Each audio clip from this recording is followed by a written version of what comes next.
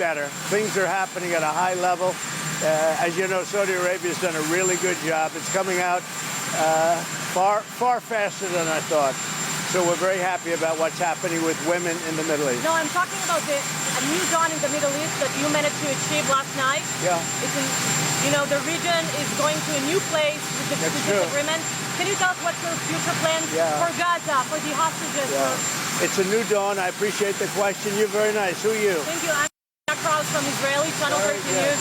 Well, have Israel calm down because they went on a mission this morning. I got to get Israel to calm down now.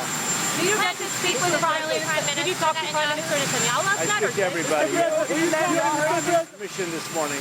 I got to get Israel to calm down now. Did you get to speak with the Prime Minister? Did you talk to Prime Minister Netanyahu last night? I speak to everybody. You